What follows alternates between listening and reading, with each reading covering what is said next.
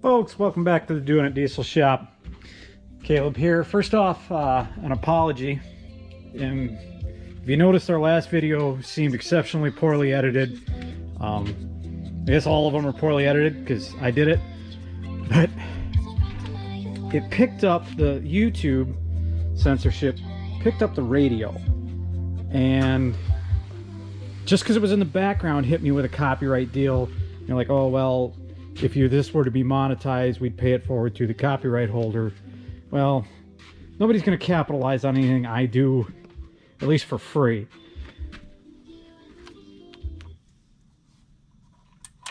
So we do apologize for that, and we're going to be working on that in the future.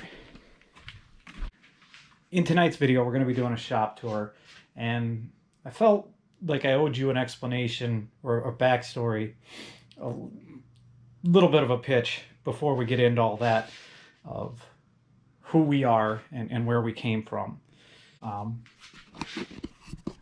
We're here in my office, which is more of a converted to a workbench.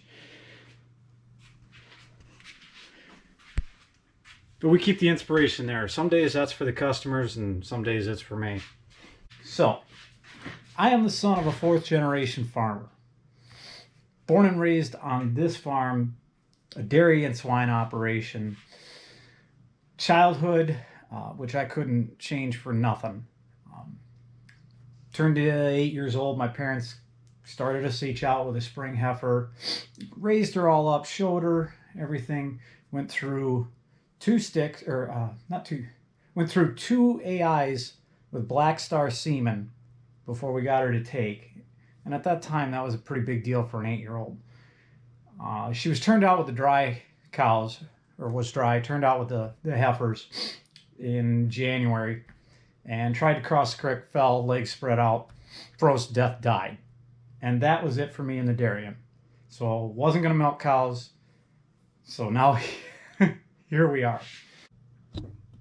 Here we have the original farmhouse, and this is the oldest known photo that my family has. This is the house that I live in, and this is generations 1 and 2. You should see that house now.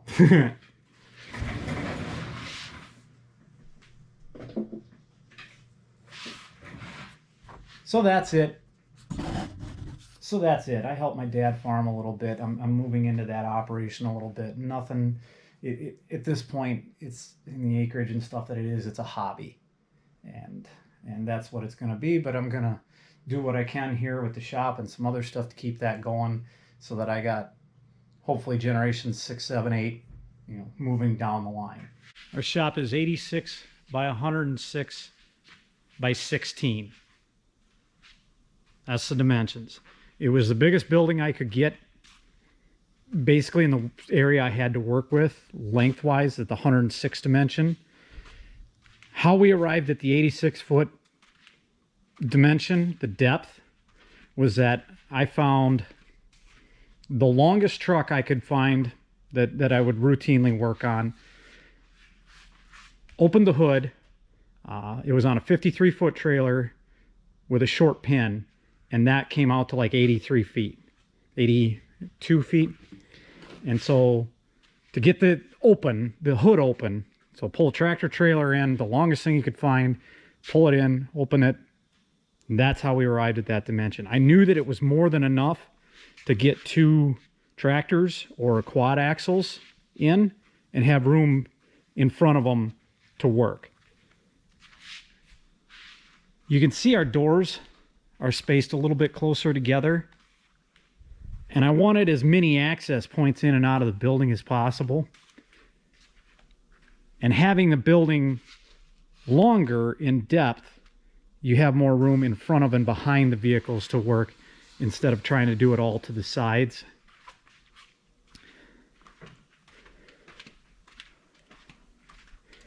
We have 5 14-foot doors, 3 12s, 12 wides for routine projects, a 20-foot wide for repair, and a 20-foot wide for the wash bay. This is a temporary curtain that'll be coming out that we used for painting and real heavy washing. Now, the best thing that I did leading up to this project, and I knew what I was doing by myself down in the old Quonset, the chrome shop in the middle of nowhere, as we now refer to it, the old machine shed. It was not sustainable, and I couldn't make it long term. I was getting too beat up, spinning my wheels too hard, so I had to get bigger or quit. And that meant hiring people, taking on debt, things like that. And it was really rough and rocky for a long time. So by design, you enter the building, the only access point that's open during business hours or to the public, you enter the building is this egress door into this office. So for safety, insurance, and with some people, maybe even a personal reason, the shop floor is not directly accessible. And we have, and I didn't buy this, but we have the guard wife on duty.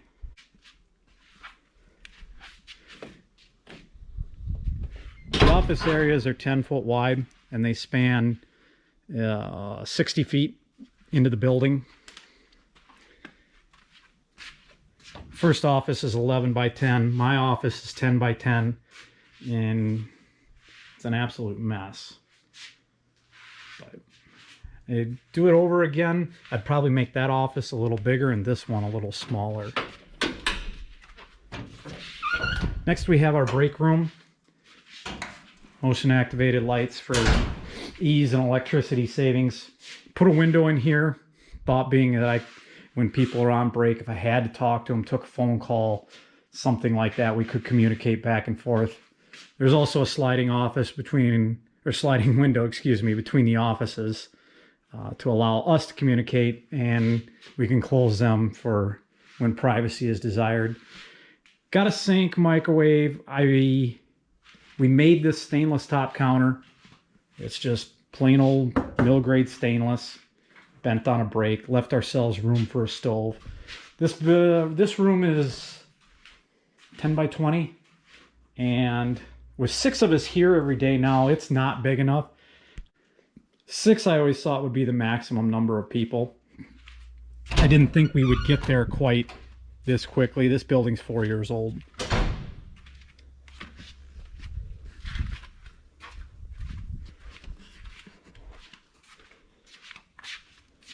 In-floor heat throughout the entire building. I said from the very beginning we were doing in-floor, or we were going to abandon the project. That is one thing I wasn't going to compromise, and there is absolutely zero regret with that. None. The guy that did it for me is a family friend, and they did a fantastic job. It cost us money to have it done to commercial code, but legally we're covered, and it's zoned 3 different ways. The south slab by the doors, the north slab into the hill, excuse me, and then the smaller rooms all on the side are on their own zone. The bathroom, I didn't want to carry the mess into the house, so we put a shower in that. It's large for ADA requirements. It's a little bigger than it would have to be. The closet is very handy, and it takes up the space with the shower.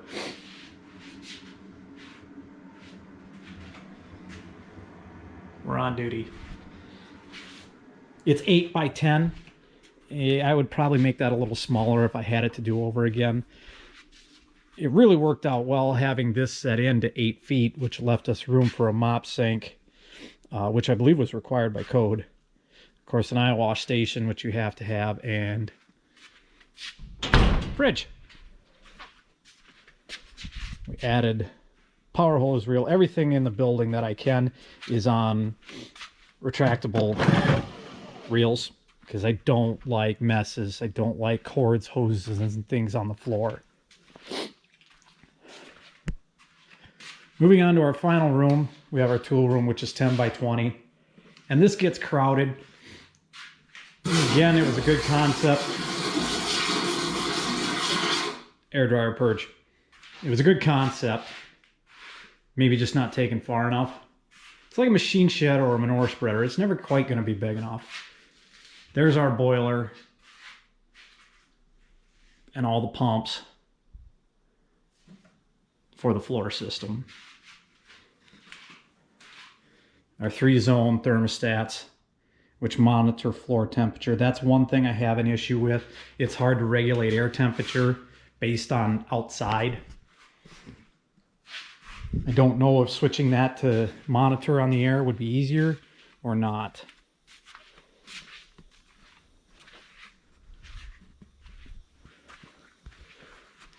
Then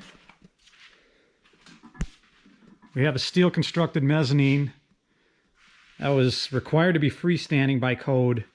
These stairs are all built to code. Boy, was that expensive.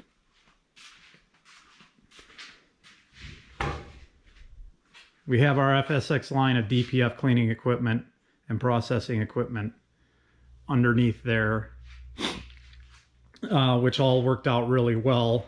I designed that to lay underneath the compressors for short runs. And we're going to go into that in another video. We'll go over some of this stuff more in depth and greater.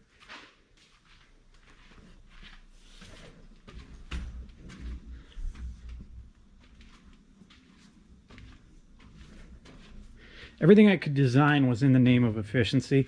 Everything I could. So, like for our air demand, we needed 125 CFM just to run the DPF cleaner. And I could do that with 140 horse or 220 horse compressors. It was only it was like $2,500, $3,000 more to go with 2 compressors. So downtime, if you have one machine down, you can still run the building, and you can even run the cleaner on an air saver mode. And electrical savings. You know, we only run both units, which they're staged 10 psi apart. So the second unit, which we switch them back and forth, only runs when we're cleaning a DPF. Very rarely does it run for anything else. Spent the money for 3-phase service. No regrets there. If anything, we got 208. If I had it to do over again, I'd probably spring the money for 480. Moving down the line, I didn't think our electrical demands would be that high. We almost went with a 200 amp, and really glad we didn't. You'll see why here in a minute. On top of the mezzanine, and this is all load-bearing coated, we have things like our hardware, wiring, library, and regularly used inventory items.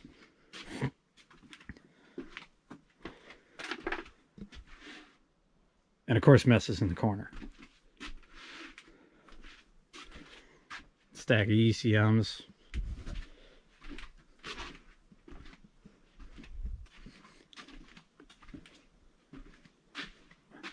One of the few things I'd change about this building, and I wanted it when I was speccing it out and I was talked out of it, is I would have gone with a side drive door opener. Trucks, dump boxes, and now that we have the column lifts, you have to get in for sure that far. And the door people said, oh, it'll torque a hit, it's not going to pull even, these are way better. Definitely wouldn't listen to that input again.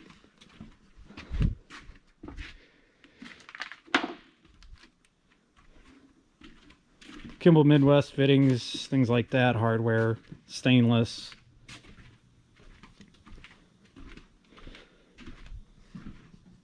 Safety railings. We got access here, and then down at the other end you can set stuff with a telehandler up here if you need to. We've done it a handful of times, cylinder heads mainly, in the last 4 years.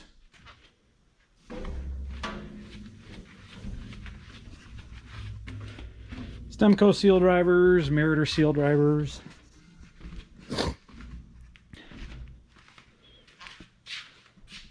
Jacks and things under the stairs, and you can weld. We've welded some hooks to the stairs themselves, which is kind of nice. This bay I had poured flat. I knew I was going to be putting a 2-post in, and I thought that that was the way to do that. And the whole floor plan, you know, I left this all open. I wasn't sure how I was going to do it. We pretty quickly found out we needed more space for fab equipment, and we decided to dedicate this half of the bay to that. If I had it to do over again, that's one of about the 5 things that I would change. So door openers, I would dedicate a fab area, even if it was in a lean-to with a lower head room. Got a Syncrowave 200 TIG, Ellis, I forget, 3000, bandsaw, Edwards ironworker, a tree that's ancient, sander, 100-ton OTC press, and a bead roller that's an absolute death machine. The floor, really happy with how the floor turned out. I said to the guys, probably even without being prompted, I want it smooth as glass. Oh, it's going to be slippery. I know, I don't care. I want it to clean. I want it, and the best sealer that you could recommend, you know, wanted that. And I was real happy with the job they did I should go back here. At 86 feet deep, I wanted a trench drain in the middle where you're not likely to be working. In our old Quonset, I rolled over cracks in the floor with a transmission jack and things that far. And if you've done that, pry bars and everything else, you know how difficult that can be. It makes you old fast. That ran into problems doing just one drain in a building 86 feet deep. We had to cheat the slope a little bit. I think the recommended minimum is a 1/4 inch per foot, and we got it down to an 1/8, and it does drain, but we had to start that with that 1/8 to get it to the fall to not be a crazy amount. The fall doesn't start until after this control joint, which is what, 10 feet in. And if I had it to do over again, I would do that, because you stuff all your crap out to the walls and you work out at your toolbox on the wall, and that's a lot easier to get stuff to stay there. So I was real happy with how that turned out.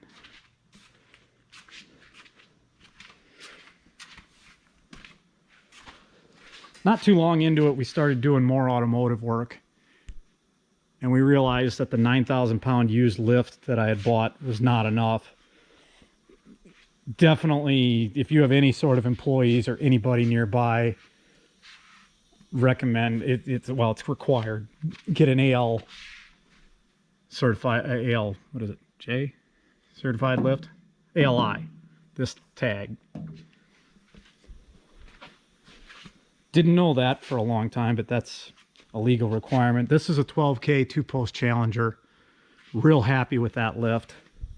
The 9K Amco, it's old. That'll be coming out at some time.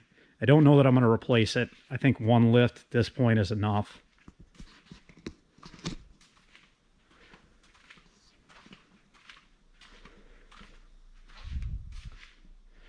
This area has kind of been designated as a shipping and receiving area. I put the lift in the middle so that you could get a truck in behind it if you had to. And we've done it a few times. Not ideal, but it does work. It's an option.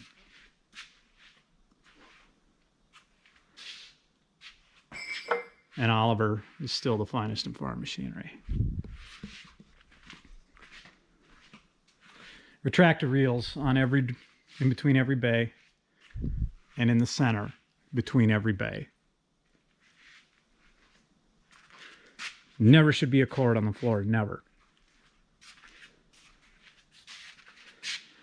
Structurally, you had to get a post in every 30 feet.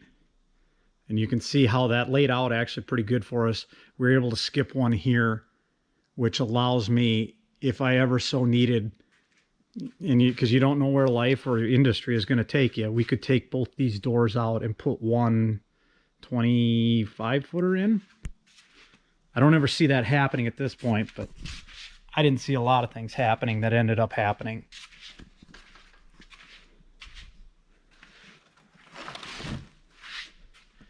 Bay 3 is largely a carbon copy of Bay 2.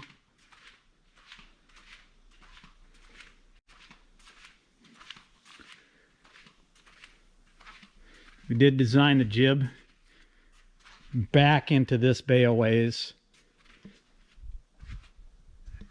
And funny story about this jib, I bought it on an auction where they were closing out from a previous employer that I had.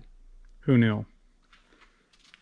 But it's designed so that it can swing into a truck bay here or over into a 20-foot equipment bay here. That swings 360.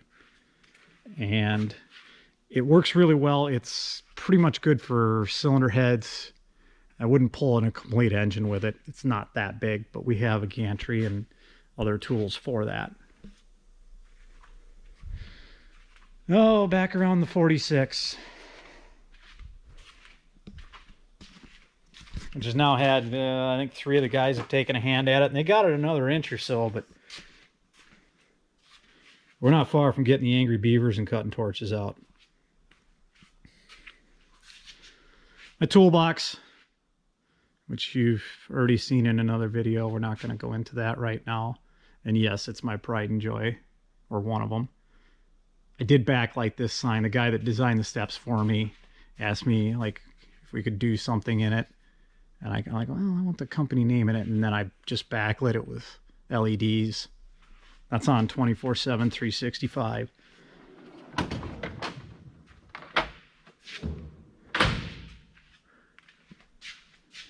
All the piping runs through this end of the building near to the makeup air unit, which is required by code. I gotta be, I forget, like an air change per hour. It's a crazy number, but we'll get into what we use that for in addition here shortly.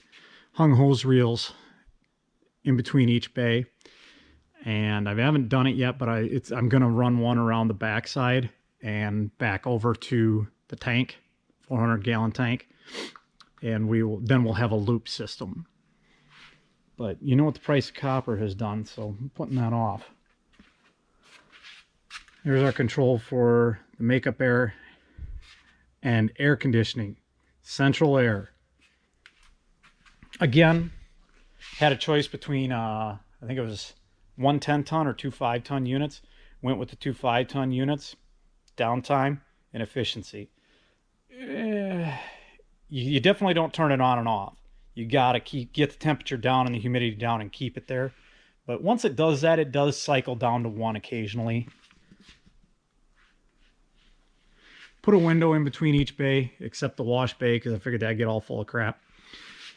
This is built into the ground 8 feet, so ground level's just below that window here, which it cost me a fortune in concrete at the time, but it makes the building look smaller. It's well hidden. I set it back in the trees in 2 directions, and it's difficult to see, and I kind of prefer it that way.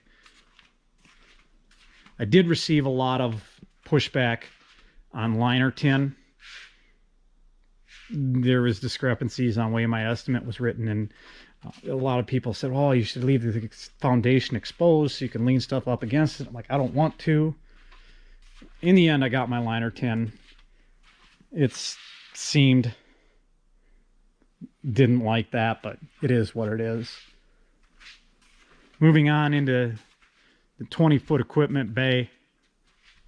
You can get 2 trucks wide, combine, any of our 6-row equipment, because again, we're gardeners, in here.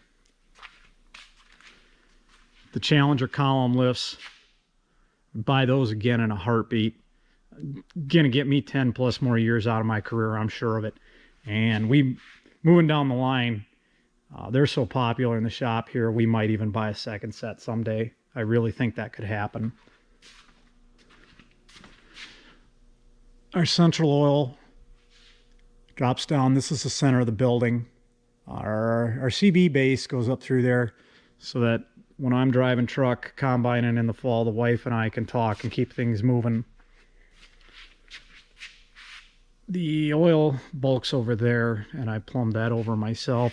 That'll reach just about the entire building. It will reach to every bay.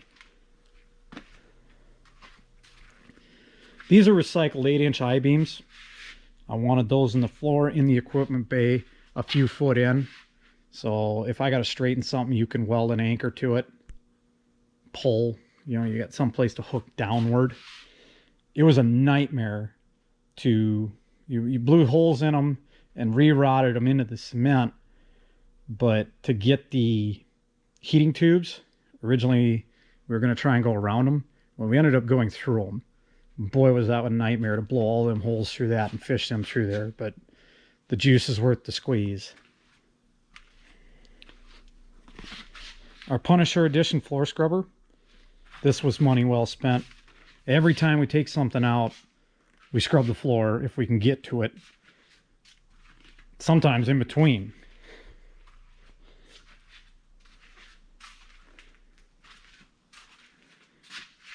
A safety rated tire cage. This is a must have. I had a tire blow up in my face once, and I wasn't injured, but I wasn't sure where I was either when it happened. I believe it was at about 40 psi, and that's what prevented me from being injured. But it's exactly true what they say. If you hear the zipper, get out. And instinctively I started to hear the zipper, and I stuck my head down over the top of the tire and reached in for the chuck. Real lucky, and I think about that a lot. Door 4. It's our 20-foot equipment bay door.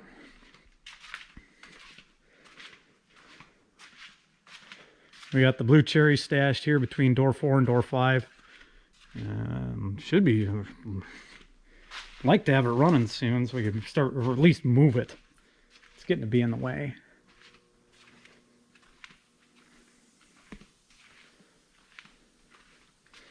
The Kai truck. The Suzuki Carry, we call it a Scary. That thing has been some places, let me tell you. Wrecked Peterbilt here. Ow! Stingray parts washer, and we're probably going to go over this in its own segment. This was in the name of efficiency, and it's a badass unit. It's not even, for them, it's one of their smaller ones. It's got a 40-inch table. Oh, you can see the vise that we're putting in. The oscillating spray bar is definitely what sold me on the concept. Just like when you're power washing something, you got to change that angle of attack. We'll go over the numbers. And feedback, give me feedback. We'll go over the numbers. But it's got 218 hours on it. And a cycle is 8 minutes. And I came up with this. I'd watch a guy. I had a full-time guy. He'd spend hours scrubbing. And it wasn't his fault. It just, that's what it took to get it clean. This does it in 8 minutes. Cheese factory, tubs. The thought being is all this crap we could put in here, roll out, wash, and clean it up. This thing does, oh, where is it here? 145 amps at full draw. That's why we needed all the electrical service. Engine stand, rear trans stand, rear end stands. Keep our gear oils up against the wall here where we can wash. DEF, which isn't a story of its own. IDM. Junk antifreeze, waste oil, which we burn in the other building. Real happy with how this turned out, just using a plain old set of pallet racking. As you can see, we've got a couple extra spaces in it to add bulk. I do plan on converting the antifreeze over to a pump and running that through the building. I think that would be badass. just to have it just like the oil. You put the gun in, punch the numbers up, click, walk away from it. Efficient.